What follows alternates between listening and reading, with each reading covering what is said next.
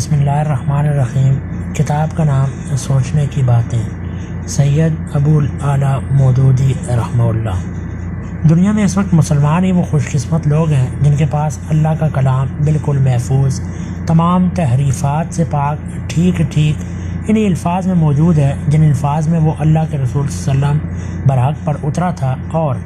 دنیا میں اس وقت مسلمان ہی وہ بدقسمت لوگ ہیں جو اپنے پاس اللہ کا کلام رکھتے ہیں اور پھر بھی اس کی برکتوں اور بے حد و حساب نعمتوں سے محروم ہیں۔ قرآن ان کے پاس اس لیے بھیجا گیا تھا کہ اس کو پڑھیں، سمجھیں، اس کے مطابق عمل کریں اور اس کو لے کر خدا کی زمین پر خدا کے قانون کی حکومت قائم کر دیں۔ وہ ان کو عزت اور طاقت بخشنے آیا تھا، وہ انہیں زمین پر خدا کا اصلی خلیفہ بنانے آیا تھا، اور تاریخ گواہ ہے کہ جب انہوں نے اس ہدایت کے مطابق عمل کیا تو اس نے ان کو دنیا کا امام اور پیشوا بنا کر بھی دکھایا، قرآن کریم کا مصرف۔ مگر اب ان کے ہاں اس کا مصرف سوائے اس کے کچھ نہیں رہا کہ گھر میں اس کو رکھ کر جن بوت وغیرہ بگائیں، اس کی آیتوں کو گلے میں باندھیں اور گھول کر پئیں اور بے سمجھے بوجھے پڑھ لیا کریں۔ اب یہ اس قرآن عظیم سے اپنی زندگی کے معاملات میں ہدایت نہیں مانگتے،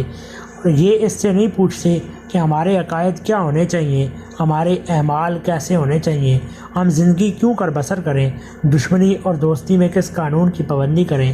خدا کے بندوں اور خود اپنے نفس کے حقوق ہم پر کیا ہیں اور انہیں کس طرح ادا کریں، ہمارے لیے حق کیا ہے اور باطل کیا، اطاعت ہمیں کس کی کرنی چاہیے اور نافرمانی کس کی،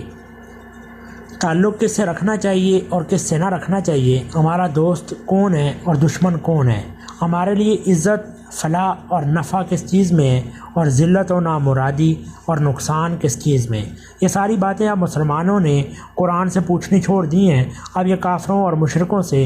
گمراہ اور خود غرض اور رائے راست سے ہٹے ہوئے لوگوں سے اور خود اپنے نفس کے شیطان سے ان باتوں کو پوچھتے ہیں اور انہی کے کہنے پر چلتے ہیں۔ اس لیے خدا کو چھوڑ کر دوسروں کے حکم پر چلنے کا جو انجام ہونا چاہیے وہی ان کا ہوا، اور اس کو آج دنیا میں ہر جگہ بری طرح بھگت رہے ہیں۔ قرآن تو خیر کا سرچشمہ ہے، جتنی اور جیسی خیر تم اس سے مانگو گے یہ تمہیں دے گا۔ تم اس سے محض جن بوت مانگنا اور کھانسی بخار کا علاج اور مقدمے کی کامیابی اور نوکری کا حصول اور ایسی چھوٹی چھوٹی بے حقیقت چیزیں مانگتے ہو تو یہی تمہیں ملے گی۔ اگر دنیا کی بادشاہی اور روئے زمین کی حکومت مانگو گے تو وہ بھی ملے گی، اور اگر عرش الہی کے قریب پہنچنا چاہو گے تو یہ تمہیں وہاں بھی پہنچا دے گا۔ یہ تمہارے اپنے ظرف کی بات ہے کہ سمندر سے پانی کی دو بوندیں مانگتے ہو، ورنہ سمندر تو دریا بخشنے کے لیے بھی تیار ہے۔ قرآن کریم کی بے قدری۔ جو ستم ظریفیاں ہمارے مسلمان بھائی اللہ کی اس کتاب پاک کے ساتھ کرتے ہیں وہ اس قدر مضحکہ خیز ہیں کہ اگر یہ خود کسی دوسرے معاملے میں کسی شخص کو ایسی حرکت کرتے دیکھیں تو اس کی ہنسی اڑائیں، بلکہ اس کو پاگل قرار دیں۔ بتائیے اگر کوئی شخص حکیم سے نسخہ لکھوا کر لائے اور اسے کپڑے میں لپیٹ کر گلے میں باندھ لے یا اسے پانی میں گھول کر پی جائے تو آپ اسے کیا کہیں گے؟ کیا آپ کو اس پر ہنسی نہ آئے گی اور آپ اسے بیوقوف نہ سمجھیں گے؟ مگر سب سے بڑے حکیم نے آپ کے امراض کے لیے شفا اور رحمت کا جو بے نظیر نسخہ لکھ کر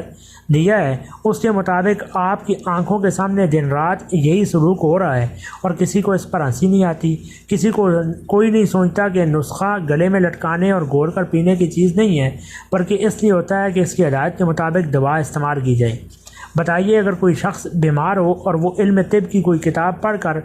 پڑھنے بیٹھ جائے اور یہ خیال کرے کہ محض اس کتاب کو پڑھ لینے سے بیماری دور ہو جائے گی تو آپ اسے کیا کہیں گے؟ کیا آپ اسے یہ نہیں کہیں گے کہ بجاؤ اسے پاگل خانے میں، اس کا دماغ خراب ہو گیا ہے؟ مگر شافی مطلق نے جو کتاب آپ کے امراض کے علاج کرنے کے لیے بھیجی ہے آپ اس کے ساتھ یہی برتاؤ ہے۔ آپ اس کو پڑھتے ہیں اور یہ خیال کرتے ہیں کہ بس اس کے پڑھ لینے سے ہی تمام امراض دور ہو جائیں گی۔ اس کے ہدایات پر عمل کرنے کی ضرورت نہیں ہے، نہ ان چیزوں سے پرہیز کرنے کی ضرورت ہے جن کو یہ مضر بتا رہی ہے۔ پھر آپ خود اپنے اوپر وہی حکم کیوں نہیں لگاتے جو اس شخص پر لگاتے ہیں جو دنیا کی جو بیماری دور کرنے کے لیے صرف علم طب میڈیکل کی کتاب پڑھ لینے کو کافی سمجھتا ہے؟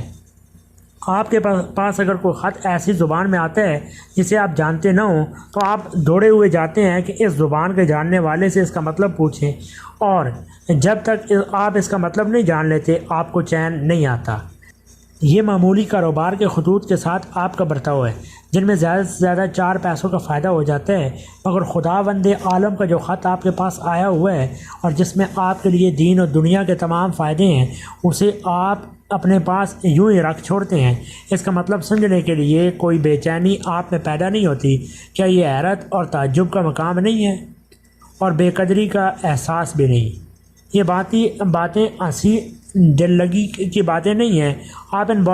باتوں پر غور کریں تو آپ کا دل گواہی دے گا کہ دنیا میں سب سے بڑھ کر ظلم اللہ کی اس کتاب پاک کے ساتھ ہو رہا ہے، اور یہ ظلم کرنے والے وہی لوگ ہیں جو کہتے ہیں کہ ہم اس کتاب پر ایمان رکھتے ہیں، اس پر جان قربان کرنے کے لیے تیار ہیں۔ بے شک وہ ایمان رکھتے ہیں اور اسے جان سے زیادہ عزیز رکھتے ہیں، مگر افسوس یہ ہے کہ اس پر سب سے زیادہ ظلم بھی کرتے ہیں۔ اور اللہ کی کتاب پر ظلم کرنے کا جو انجام وہ ظاہر ہے۔ خوب سمجھ لیجئے، اللہ کا کلام انسان کے پاس اس لیے نہیں آتا کہ وہ بدبختی اور نیکبختی، بدحالی اور مصیبت میں مبتلا ہو۔ تو ما انزلنا علیک القرآن لتشقى، تو ہم نے یہ قرآن تم پر اس لیے نہیں نازل کیا کہ تم مصیبت میں پڑ جاؤ۔ تو یہ ایک یاد دہانی ہے، یہ سعادت اور نیک بختی کا ایک سرچشمہ ہے۔ یہ قطعی ناممکن ہے کہ کوئی قوم خدا کے کلام کے حامل ہو اور دنیا میں ذلیل و خوار ہو، دوسروں کی محکوم ہو، پاؤں سے روندی اور دنیا سے ٹھکرائی جائے، اس کے گلے میں غلامی کا پھندا ہو اور غیروں کے ہاتھوں میں اس کی باغیں ہوں، اور وہ اس کو اس طرح آنکیں جیسے جانور آنکے جاتے ہیں۔ یہ انجام اس کا صرف اسی وقت ہوتا ہے جب وہ اللہ کے کلام پر نظر کرتی ہے۔ بنی اسرائیل کا انجام آپ کے سامنے ہے۔ ان کے پاس تو تورات اور انجیل بھی بھیجی گئی تھی، اور کہا گیا تھا کہ وَلَوْ أَنَّهُمْ أَقَامُوا التَّوْرَاةَ وَالْإِنجِيلَ وَمَا أُنزِلَ إِلَيْهِم مِّن رَّبِّهِمْ لَأَكَلُوا مِن فَوْقِهِمْ وَمِن تَحْتِ أَرْجُلِهِمْ۔ کاش انہوں نے تورات اور انجیل اور ان دوسری کتابوں کو قائم کیا ہوتا جو ان کے رب کی طرف سے ان کے پاس بھیجی گئی تھی۔ ایسا کرتے تو ان کے لیے اوپر سے رزق برساتا اور نیچے سے ابلتا، مگر انہوں نے اللہ کی کتاب پر ظلم کیا، اور اس کا نتیجہ یہ دیکھا کہ وَضُرِبَتْ عَلَيْهِمُ الذِّلَّةُ وَالْمَسْكَنَةُ وَبَاءُوا بِغَضَبٍ مِّنَ اللَّهِ ذَلِكَ بِأَنَّهُمْ كَانُوا يَكْفُرُونَ بِآيَاتِ اللَّهِ وَيَقْتُلُونَ النَّبِيِّينَ بِغَيْرِ الْحَقِّ ذَلِكَ بِمَا عَصَوْا وَكَانُوا يَعْتَدُونَ۔ ذلت و خواری اور پستی و بدحالی ان پر مسلط ہو گئی، اور وہ اللہ کے غضب میں گر گئے۔ یہ نتیجہ تھا اس کا کہ وہ اللہ کی آیات سے کفر کرنے لگے اور پیغمبروں کو ناحق قتل کرنے لگے۔ یہ نتیجہ تھا ان کی نافرمانیوں کا اور اس بات کا کہ وہ حدود شرع سے نکل جاتے تھے۔ پس جو قوم خدا کی کتاب رکھتی ہو پھر بھی ذلیل و خوار اور محکوم و مغلوب ہو، تو سمجھ لیجئے کہ وہ ضرور کتاب الہی پر ظلم کر رہی ہے، اور اس پر یہ سارا وبال اسی ظلم کا ہے۔ خدا کے اس غضب سے نجات پانے کی اس کے سوا کوئی صورت نہیں ہے کہ اس کی کتاب کے ساتھ ظلم کرنا چھوڑ دیا جائے اور اس کا حق ادا کرنے کی کوشش کی جائے۔ اگر آپ اس گناہ عظیم سے باز نہ آئیں تو آپ کی حالت ہرگز نہ بدلے گی، خواہ آپ گاؤں کالج کھول دیں اور آپ کا بچہ گریجویٹ ہو جائے، اور آپ یہودیوں کی طرح سود خواری کر کے کروڑپتی کیوں نہ بن جائیں۔ پہلے پہچان پیدا کیجیے۔ ہر مسلمان کو سب سے پہلے جو چیز جاننی چاہیے وہ یہ ہے کہ مسلمان کہتے کس کو ہیں اور مسلم کے معنی کیا ہیں۔ اگر انسان یہ نہ جانتا ہو کہ انسانیت کیا چیز ہے اور اس انسان و حیوان میں کیا فرق ہے، تو وہ حیوانوں کی سی حرکات کرے گا اور اپنے انسان ہونے کی قدر نہ کر سکے گا۔ اس طرح اگر کسی شخص کو یہ نہ معلوم ہو کہ مسلمان ہونے کے معنی کیا ہیں اور مسلم اور غیر مسلم میں امتیاز کس طرح ہوتا ہے، تو وہ غیر مسلموں کی سی حرکات کرے گا اور اپنے مسلمان ہونے کی قدر نہ کر سکے گا۔ لہذا ہر مسلمان کو، ہر مسلمان کے بچے کو اس بات سے واقف ہونا چاہیے کہ وہ جو اپنے آپ کو مسلمان کہتا ہے تو اس کے معنی کیا ہیں، مسلمان ہونے کے ساتھ آدمی کی حیثیت میں کیا فرق ہو جاتا ہے، اس پر کیا ذمہ داری عائد ہوتی ہے، اور اسلام کی حدود کیا ہیں جن کے اندر رہنے سے مسلمان رہتا ہے اور جن کے باہر قدم رکھتے ہی وہ مسلمانیت سے خارج ہو جاتا ہے، چاہے وہ زبان سے اپنے آپ کو مسلمان ہی کہتا ہو۔ اسلام کے معنی ہیں خدا کی اطاعت اور فرما برداری کے، اپنے آپ کو خدا کے سپرد کر دینا اسلام ہے۔ خدا کے مقابلے میں اپنی آزادی اور خود مختاری سے دستبردار ہو جانا اسلام ہے۔ خدا کی بادشاہی میں فرما برداری کے آگے سر تسلیم کر دینا اسلام ہے۔ جو شخص اپنے سارے معاملات کو خدا کے حوالے کر دے وہ شخص مسلمان ہے، اور جو اپنے معاملات کو اپنے ہاتھ میں رکھے یا خدا کے سوا کسی اور کے سپرد کرے وہ مسلمان نہیں ہے۔ خدا کے حوالے کرنے یا خدا کے سپرد کرنے کا مطلب یہ ہے کہ خدا نے اپنی کتاب اور رسول صلی اللہ علیہ وسلم کے ذریعے جو ہدایت بھیجی ہے اس کو قبول کیا جائے، اس میں چون و چرا نہ کی جائے، اور زندگی میں جو معاملہ پیش آئے اس میں صرف قرآن اور سنت رسول صلی اللہ علیہ وسلم کی پیروی کی جائے۔ جو شخص محض اپنی عقل اور دنیا کے دستور اور خدا کے سوا ہر ایک کی بات کو پیچھے رکھتا ہے اور ہر معاملے میں خدا کی کتاب اور اس کے رسول صلی اللہ علیہ وسلم کو پوچھتا ہے کہ مجھے کیا کرنا چاہیے اور کیا نہ کرنا چاہیے، اور جو ہدایت وہاں سے ملے اس کو بے چون و چرا مان لیتا ہے اور اس کے خلاف ہر چیز کو رد کر دیتا ہے، اور وہ اور صرف اور وہی مسلمان ہے۔ اس لیے اس نے اپنے آپ کو بالکل خدا کے سپرد کر دیا، اور اپنے آپ کو خدا کے سپرد کرنا ہی مسلمان ہونا ہے۔ پہچان کی بنیاد کیا ہے؟ اس کے برخلاف جو شخص قرآن اور سنت رسول پر انحصار نہیں کرتا بلکہ اپنے دل کا کہا کرتا ہے، یا باپ دادا سے جو کچھ چلا آ رہا ہے اس کی پیروی کرتا ہے، یا دنیا میں جو کچھ ہو رہا ہے اس کے مطابق چلتا ہے اور اپنے معاملات میں قرآن و سنت سے دریافت کرنے کی ضرورت ہی نہیں سمجھتا اسے کیا کرنا چاہیے اور کیا نہ کرنا چاہیے، یا اگر اسے معلوم ہو جائے کہ قرآن و سنت کی ہدایت یہ ہے اور پھر وہ اس کے جواب میں کہتا ہے کہ میری عقل اسے قبول نہیں کرتی اس لیے میں اس کو نہیں مانتا، یا باپ دادا سے تو اس کے خلاف عمل ہو رہا ہے لہٰذا میں اس کی پیروی نہیں کروں گا، یا دنیا کا طریقہ اس کے خلاف ہے لہٰذا میں اسی پر چلوں گا، ایسا شخص ہرگز مسلمان نہیں ہے، وہ جھوٹ کہتا ہے۔ اور اگر اپنے آپ کو مسلمان کہتا ہے، آپ جس وقت کلمہ لا الہ الا اللہ محمد رسول اللہ پڑھتے ہیں اور مسلمان ہونے کا اقرار کرتے ہیں، اسی وقت آپ گویا اس بات کا اقرار کرتے ہیں کہ آپ کے لیے قانون صرف خدا کا قانون ہے،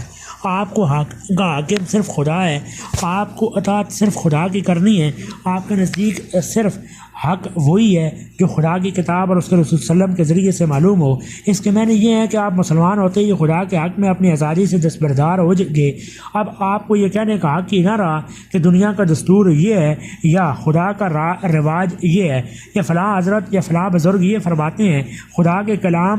اس کے رسول صلی اللہ علیہ وسلم کی سنت کے مقابلے میں آپ کوئی چیز پیش نہیں کر سکتے۔ اب آپ کا کام یہ ہے کہ ہر چیز کو قرآن و سنت کے سامنے پیش کرے، جو کچھ اس کے مطابق ہو اسے قبول کرے اور جو کچھ اس کے خلاف ہو اسے اٹھا کر پھینک دے، خواہ وہ کسی کی بات ہو اور کسی کا طریقہ ہو۔ اسلام مجبور نہیں کرتا۔ اپنے آپ کو مسلمان بھی کہنا اور پھر قرآن و سنت کے مقابلے میں اپنے خیال یا دنیا کے دستور یا کسی انسان کے قول و عمل کی ترجیح دینا، یہ دونوں ایک دوسرے کی ضد ہیں۔ جس طرح کوئی اندھا اپنے آپ کو آنکھوں والا نہیں کہہ سکتا، اسی طرح کوئی ایسا شخص اپنے آپ کو مسلمان بھی نہیں کہہ سکتا جو اپنی زندگی کے سارے معاملات کو قرآن و سنت کے تابع بنانے سے انکار کرے اور خدا اور رسول صلی اللہ علیہ وسلم کے مقابلے میں اپنی عقل یا دنیا کے دستور یا کسی انسان کے قول و عمل کو پیش کرے۔ جو شخص مسلمان نہ رہنا چاہتا ہو اسے کوئی مسلمان رہنے پر مجبور نہیں کر سکتا۔ اسے اختیار ہے کہ جو مذہب چاہے اختیار کرے اور اپنا نام جو چاہے رکھ لے، مگر جب وہ اپنے آپ کو مسلمان کہتا ہے تو اس کو خوب سمجھ لینا چاہیے کہ وہ مسلمان صرف اسی وقت رہ سکتا ہے جب وہ اسلام کی سرحد میں رہے، خدا کے کلام اور اس کے رسول صلی اللہ علیہ وسلم کی سنت کو برحق اور صداقت تسلیم کرے، اور اس کے خلاف ہر چیز کو باطل سمجھنا اسلام کی سرحد ہے۔ اس سرحد میں جو شخص رہے وہی مسلمان ہے۔ اس سے باہر قدم رکھتے ہی آدمی اسلام سے خارج ہو جاتا ہے۔ اس کے بعد اگر اپنے آپ کو مسلمان سمجھتا اور کہتا ہے تو وہ خود اپنے نفس کو بھی دھوکہ دے رہا ہے اور دنیا کو بھی۔ قانون اور حکم خدا کا اسلام یہ ہے کہ انسان صرف خدا کا فرما بردار اور ہر ایسے طریقے یا قانون کا یا حکم کو ماننے سے انکار کر دے جو خدا کی بھیجی ہوئی ہدایت کے خلاف ہو۔ اسلام اور کفر کا یہ فرق قرآن مجید میں صاف صاف بیان کر دیا گیا ہے، چنانچہ ارشاد ہوا وَمَن لَّمْ يَحْكُم بِمَا أَنزَلَ اللَّهُ فَأُولَٰئِكَ هُمُ الْكَافِرُونَ، سورۃ المائدہ۔ اور جو لوگ اللہ کے نازل کردہ قانون کے مطابق فیصلہ نہ کریں وہی لوگ کافر ظالم ہیں۔ فیصلہ کرنے سے یہ مراد نہیں ہے کہ عدالت میں جو مقدمہ کیا جائے بس اسی کا فیصلہ خدا کی کتاب میں کے مطابق ہو، بلکہ دراصل فیصلے سے مراد یہ ہے جو ہر شخص اپنی زندگی میں ہر وقت کیا کرتا ہے۔ ہر موقع تمہارے سامنے یہ سوال آتا ہے کہ فلاں کام کیا جائے یا نہ کیا جائے، فلاں بات اس طرح کی جائے یا اس طرح نہ کی جائے۔ فلاں معاملے میں یہ طریقہ اختیار کیا جائے یا وہ طریقہ اختیار کیا جائے، ایسے تمام واقعوں میں پر ایک طریقہ خدا کی کتاب اور اس کے رسول صلی اللہ علیہ وسلم کی سنت، اور دوسرا طریقہ انسان ہے۔ انسان کے اپنے نفس کی خواہشات نایاب کی رسمیں یہ انسانوں کے بنائے ہوئے قانون ہیں۔ اب جو شخص خدا کے بتائے ہوئے طریقے کو چھوڑ کر کسی دوسرے طریقے کے مطابق کام کا فیصلہ کرتا ہے، وہ دراصل کفر کا طریقہ اختیار کرتا ہے۔ اگر اس نے اپنی ساری زندگی کے لیے کوئی ڈھنگ کا کام اختیار کیا تو وہ پورا کافر ہے، اور اگر وہ بعض معاملات میں تو خدا کی ہدایت کو مانتا ہے اور بعض میں اپنے نفس کی خواہشات کو یا رسم و رواج کو یا انسانوں کے قانون کو خدا کے قانون پر ترجیح دیتا ہے، جس قدر بھی وہ خدا کے قانون سے بغاوت کرتا ہے اسی قدر کفر میں مبتلا ہوتا ہے۔ کوئی آدھا کافر ہے، کوئی چوتھائی کافر ہے، کوئی کسی میں 10واں حصہ کفر ہے اور کسی میں 20واں حصہ غرض خدا کے قانون سے بغاوت ہے، اتنا ہی کفر ہے۔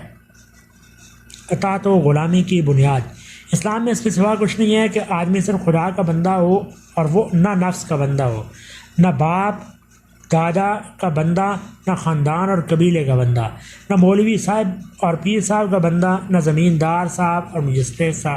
مجسٹریٹ صاحب کا بندہ۔ افغیر دین اللہ یبغون ولو اسلم من فی السماوات والارض طوعا وکرہا والیہ یرجعون۔ اب کیا ہے، یہ لوگ اللہ کی اطاعت کا طریقہ دین اللہ چھوڑ کر کوئی اور طریقہ چاہتے ہیں، حالانکہ آدمی کی ساری باتیں چاروں ناچار اللہ ہی کی تابع فرمان مسلم ہیں، اور اسی کی طرف سب کو پلٹنا ہے۔ اصل دین خدا کی اطاعت اور فرما برداری ہے۔ خدا کی عبادت کے یہ معنی نہیں ہے کہ بس 5 وقت اس کے آگے سجدہ کر لو، بلکہ اس کی عبادت کے معنی یہ ہے کہ رات دن ہر وقت اس کے احکام کی پیروی کرو۔ جس چیز سے اس نے منع کیا ہے اس سے رک جاؤ، جس چیز کا اس نے حکم دیا ہے اس پر عمل کرو۔ ہر معاملے میں دیکھو کہ خدا کا کیا حکم ہے، یہ نہ ہو دیکھو کہ تمہارا اپنا دل کیا کہتا ہے، تمہاری عقل کیا کہتی ہے، باپ دادا کیا کر گئے، خاندان اور قبیلے والوں کی کیا مرضی ہے، جناب مولوی صاحب قبلہ کا کیا حکم ہے، جناب پیر صاحب قبلہ کیا فرماتے ہیں، اور فلاں صاحب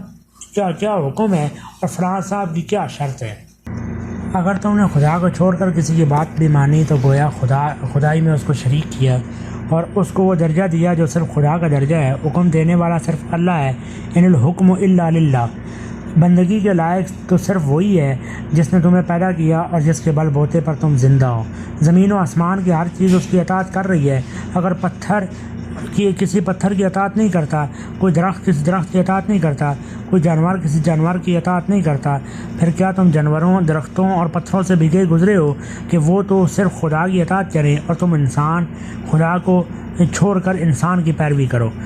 3 بتوں کی پوجا۔ سب سے بڑھ کر انسان کو گمراہ کرنے والی چیز انسان کے اپنے نفس کی خواہشات ہیں۔ جو شخص خواہشات کا بندہ بن گیا اس کے لیے خدا کا بندہ بننا ممکن ہی نہیں۔ وہ تو ہر وقت یہ دیکھے گا کہ مجھے روپیہ کس کام میں ملتا ہے، میری عزت اور شہرت کس کام میں ہوتی ہے، مجھے لذت اور لطف کس کام میں حاصل ہوتا ہے، مجھے آرام اور آسائش کس کام میں ملتی ہے۔ بس یہ چیزیں جس کام میں ہوں گی اسی کو وہ اختیار کرے گا، چاہے خدا اس سے منع کرے، اور یہ چیزیں جس کا کام میں نہ ہوں گی اس کو وہ ہرگز نہ کرے گا، چاہے خدا اس کے